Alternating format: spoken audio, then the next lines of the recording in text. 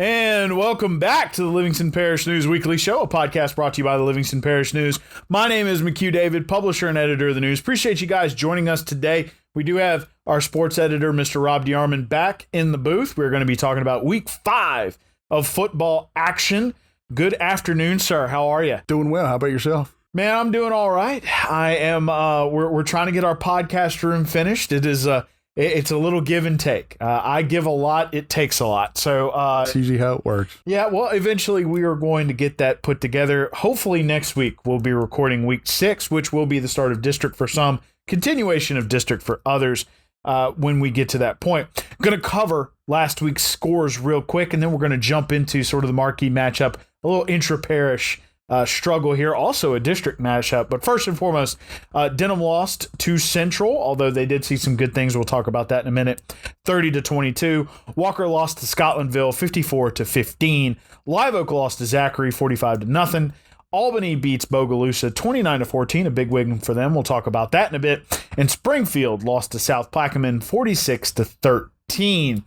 First and foremost, we're going to talk about this as we called it, or as I guess I called it earlier, the marquee matchup this week. Live Oak is at Walker. So a little inter-parish matchup. First, let's talk about last week for both teams. Talking about Live Oak at Zachary, one of the big things that Coach Westmoreland talked to you about was missed opportunities, not finishing certain things. So let's jump into sort of their recap of last week. This is the strange part. If you guys were out on Friday night for any of these games, the weather got bad. Live Oak game didn't start till almost 10 o'clock. It was almost a 3-hour rain delay. Rain and weather. I was at Denham. Ours was almost 3 hours as well. Maybe, I don't know. It was long. Yeah. I just know it was long. And you're right in the middle of trying to finish a game. But that was part of it. But then also, Coach Westmoreland said, at one point they miss a field goal, they get a nice return, miss a field goal. Another time they get stopped, 4th and goal, trying to put points on the board. So going into this week, that's what he said. It's all about us trying to get things going and try to finish finish some drives, which, you're going to need no matter who you play. Right. And that's one of the things that they're going to be looking to carry forward. And, had that real stingy defense, unfortunately, coming into this week. Didn't really pan out for them. But again, one of the things that Coach Westmoreland said that was echoed by Coach Brett Beard at Denham, which we'll talk about him in a minute, but both coaches kind of saying this might be one of the best teams Zachary's had, and that's saying a lot. It's scary when they say that, and you come in and you're focusing on Chris Hilton and Eli Holstein at quarterback, and then Connor Wisham scores 5 touchdowns for him running the ball. Right. So you can't focus on one area, and that's exactly what Coach Beard talked about, heading into it. And they're just kind of, you don't want to say loaded, but they're kind of loaded. Wherever you go, somebody can hurt you. Right. So we'll be talking about that matchup in just a bit. But getting back to Live Oak and Walker, both coaches very complimentary of each other. Let's talk about what Walker sort of learned from their tilt at Scotlandville, because not much better results. Not too far south of Zachary, actually, 54-15, that score. There were some times, in talking with Coach Mahaffey, there were some times they had some busted coverages where guys just get open and they're trying to, like I said, they're still young on defense, trying to learn some things like that. And another thing, Coach Mahaffey said he kind of put it on him. He said, I got to call a better game and put our guys in better positions to be able to make plays. So that was some of it coming out of there. And as well, those offenses that have been putting up these yards, they kind of weren't able to do it against Scotlandville, Right. So, when you're coming back into this week, as you described it when we were kind of doing pre-production, very much trying to get back on track. Right. For both of these things. Right. Because some offensive woes for Walker, defensive woes for Live Oak. Two things that both of these teams have really relied on. So let's talk about the fact that both coaches are very complimentary of each other. Right. And, let's start with what Live Oak, thinks they're going to have to do coming into this week. It'll go back to what Live Oak has done with that wing T is kind of ball control. They were able to do it really well against Kentwood a couple of weeks ago. And Coach Mahaffey said that's part of the strategy. We know that. So we have to go in there and try to take away what they want to do. At the same time, You know, you're looking at Walker's offense, and you know, you can't discount Brian Thomas, which is exactly where Coach Westmoreland went to, and Rayshawn at running back. You know, that's their combo right there, trying to get there, and that's where their focus is. So both teams are really going to be kind of, again, you know, last week faced some high speed, some high intensity. Still going to have to face some issues, some things that could make things difficult for them. I'm using the word things a lot. You know, to be a little more clear, I guess you could say, you know, Walker, who has the tendency to be explosive, is going to be facing a team that's going to try to gobble that ball up and keep it. Right. Whereas on the other side, you know, Live Oak not only needs to keep the ball to keep it away from Walker, but that defense is going to have to show up when Walker has the ball. Right, exactly. And for, you know, when I talk with Coach Mahaffey about the defense, and like I said, you guys are going to see it. I got the computer open up. I'm looking at the stories here. And when he talks about the defense, he said they'll put a lot of guys in the box, but then they'll also spread you out. They give you some different looks and do some different things there. So for him, he said we've got to be able to identify what they're doing based on what we see. So that's the big part for them, you know. It's where you're at. Right. And both teams, and again, where they're at is both teams are looking to get back on track. Yes. So again, Live Oak heading down south to Walker. That game's this Friday. It's surely going to be a pretty good game there. Now, we already talked a little bit about it, but Denham is also taking to the road. They're going to be heading up to Zachary. We talked about how Zachary is pretty good this year. Yes. But we're also talking a little bit about how Denham showed some flashes of some good things after Coach Beard had challenged them to do better. Tell us a little bit about the good things that he saw before we get into what might be a little bit of a quarterback controversy. I didn't bring this up during our pre-production, but part of what he's doing, he called it a reboot. If you noticed, if you were at the game Friday night, the guys aren't wearing the Denham Springs logos on their helmets. He wants them to try to earn those decals. He kind of called it a reboot. We're kind of starting over. Hey, you know, they kind of took some steps. They get down to Central. I believe at one point it was 30-7. And Central's right on the 1 or 2 yard line when that lightning delay hits in the second quarter. I think there's about 40 seconds left before halftime. So they come back out, line them back up. I think 2 plays later, Central scores, so it's 14-0. They take it wasn't even a halftime because you're in there so long, you just come right back out and say, okay, let's go. We just go right into the third quarter. But they get Central gets a pick six, and they also get a safety, sacked Reese Mooney in the end zone, which Coach Beard kind of stressed on that. He said that's 9 points. You know, the offense gave away that's stuff that we can't do. Right, and so it kind of shot themselves in the foot early, but sort of found some life late. Some of that was because of, as we did discuss in pre-production, a little bit of quarterback controversy, or at least, having somebody come in to give them a little life. So tell us a little bit about that. No, you guys, if you remember right, the Denham Springs started the season with John McDaniel, the senior at quarterback. He injured his knee against Assumption. Reese Mooney came on, gave him a little spark against Assumption. He started the past 2 weeks, and including the Central game, and then they brought John back in against Central. Thought he might be out a little bit longer, but they felt like they needed a spark, and he kind of gave them a lift.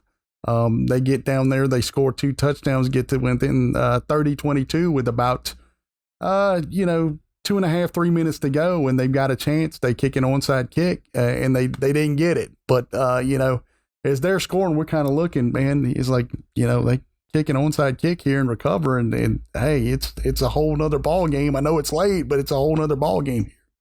And what Central did a good job of doing was putting together some good drives. I think that drive that they scored on that carried through that weather delay, if I remember right, it was about a 22-play drive. And They were able to put some of those together just to kind of play keep away. And you don't realize it's going that long until you look back at it and go, wow, they're just holding on to the ball here. Right. So, and, tough for other teams to score when they hold on to the ball. Exactly. So, one of the things that obviously Denham's going to be looking for is not to shoot themselves in the foot, because anything you hand Zachary, they were probably going to make you pay for. Right, exactly. And I wanted to say this too. We'll go back to the quarterback situation. Coach Beard said it could be one of those things where, hey, because I said, who are you going to start? You got to ask. And he said, I wish I could tell you, but I'll tell you this. I think what I may do, and it's maybe week to week, I'm going to let them practice it out. And basically whoever practices well, that's going to be who we go with. That's just to clarify that. But yeah, it was the same thing when I asked him about Zachary. Coach Westmoreland said the same thing. This may be their best team that they've had. And you look at, he just said they got guys that are good football players. That's across the board. That's where they're at. Right. And, looking pretty good up there as a lot of these teams are going to be traveling up to Zachary and have to take those folks on in the corral. Moving to the east, Albany is at home versus Sumner. Had a big win this last Friday against Bogalusa. Let's start there. One of the things Coach Janis said was that it was probably the most complete game that they've played. Give us a little bit of wrap up from that. Yeah, going into last week, Coach Janis is looking for a complete game from his team. He said it's just about as complete a game as they could get. Really praised the defense. It praised his special teams. And then I think the thing for him offensively, it wasn't bad. He just liked to see him a little more consistent, and that's what they're kind of looking for here. Justin Coates is a linebacker, and he also played a little offensive line for him. He had 10 solo tackles, 13 assists as a guy who stood out. He's got 59 tackles on the season. That's a lot. That's pretty good. Yeah. That's pretty good. So I made sure to get him a plug there. He said we did enough offensively. Just want to get some consistency going. Right. So, this week you're hosting Sumner and you're looking at the speed sweep, as we talked about before for the show. So give us a little bit of the history of this speed sweep as it exists at Sumner and what Albany is going to have to do to make sure they pull this one out. So here's the deal, and this kind of goes back a little bit with me too as well. Ross Career is the coach at Sumner. I covered Ross when he played at A Meet. I covered Ross when he played at Southeastern, and now he's coaching. So, Ross, I'm old. But Ross's dad is Donald Career, who coached at A Meet for so long, and that was a staple of that offense, was that power and speed sweep. And Coach Janis said there's so many things that they can do off of it. It's like, what are they doing well? And there's so many things that just branch out from that one play that they run in the offense, and they made it a kind of staple. I also asked him, who do you key on? He said there's so many guys that you can't just say, okay, if we stop these 2 or 3 guys, we'll be in good shape, because they get the ball to so many people and they do it so well that's going to be the other challenge. Not, you can't key on anybody. Right.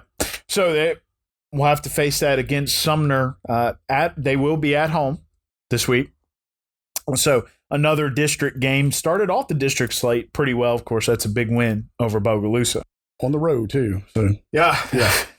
Another good point.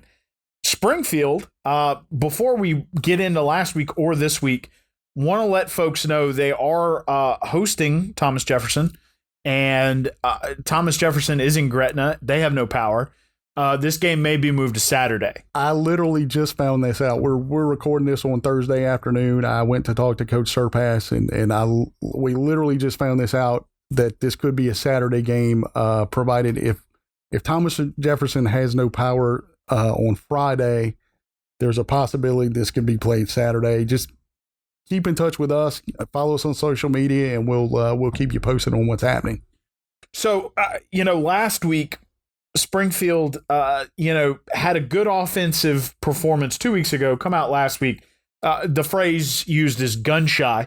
Coach Surpass not real pleased with the way the offense played. Again, Springfield lost to South Plaquemine 46-13. Wrap that game up for us. The one question I ask coaches, and like I said before, hey, what'd you see? Because there's things on that Friday night that happen and maybe you don't see until you turn on the film. So that's why we always go back and say, what'd you see? What kind of stood out? Good, bad, ugly? That's literally how I phrase the question every week. They kind of get tired of me probably asking it that way, but he just said a lot of breakdowns from him offensively, and it wasn't to put everything on quarterback Ryan Babb, but he said there was, the week before he throws for over 300 yards, and he said this past week it kind of looked like there might have been some things where, he was trying to, don't want to really say afraid, but I think that's the wording that he used. Maybe some throws that he didn't want to make because he's had some interceptions. So right now they're just trying to build his confidence and just let him know, hey, we trust you. Make the play and we'll be okay. Right. And sometimes that's the way it works. You got to go out there and make that play, that not every offense is going to hand you something. Right. So this week against Thomas Jefferson, you said before the show you're expecting a pretty physical contest. Yes. I just asked Coach Serb. I said, "What are they doing?" And this is not complicated at all. They like to run it. I'll quote: "They like to be able to pound the ball, run some power, run some straight ISO stuff right at you." So it's just going to be, like you said, a physical game. Just got to try to match them. Basically they're going to run the ball, and it's hey, they're coming right at you. You stop it. So not complicated here. So not complicated, but definitely going to be physical. Yes, for sure. So he said that's something that they haven't seen this year, and that style of running. You look at South Plaquemine, they're trying to get guys out in space. That's not going to be the case this week. So just it's going to be a little different style for them. But it's also very simple. Stop that guy. Yeah, stop that guy. That's it. We make it sound simple sitting here, Sure. And then, and then 22 guys get out there and start smashing mouth, and you'll find out. Yeah, you'll know. So, again, want to sort of recap here. Live Oak traveling to Walker, Denham Springs traveling to Zachary. Albany is at home versus Sumner, and Springfield at home versus Thomas Jefferson. Want to thank you, sir, Mr. Rob DeArmond. For having me. Oh, yeah, absolutely. And you're going to be at Live Oak at Walker? That's correct. And maybe a little Springfield versus Thomas Jefferson Possibly. on Saturday. Go Saturday, yeah, that's right. Yeah, if they go on Saturday, right. And I guess depending on what time it's going to be. And again, want to recap last week. Denham lost to Central 30-22. Walker lost to Scotlandville 54-15. Live Oak lost to Zachary 45-0. Albany beats Bogalusa on the road 29-14, and Springfield lost to South Plaquemine at home 46-13. One last time, my name is McHugh David, publisher and editor of the news. Appreciate you guys joining us for this week 5. We recap week 4 and are getting into week 5 of the football season. Yes, believe it or not, it's crazy. It's moving quickly. And we appreciate you guys joining us as usual. Please remember that we are on Facebook, Twitter, LinkedIn, Instagram, and YouTube once a week in print on Thursdays at $7 a month to get that in your mailbox. We're also online, www.livingstonparishnews.com. We do hope you guys enjoy this action this week. We do wish all these teams the best of luck. Of course, unfortunately, we are going to at least have one parish loser as we have that intra-parish matchup. But we do wish all these teams the best of luck. Hopefully they avoid injuries and such and get a little better as we move forward into week 6. And we will see you guys next week.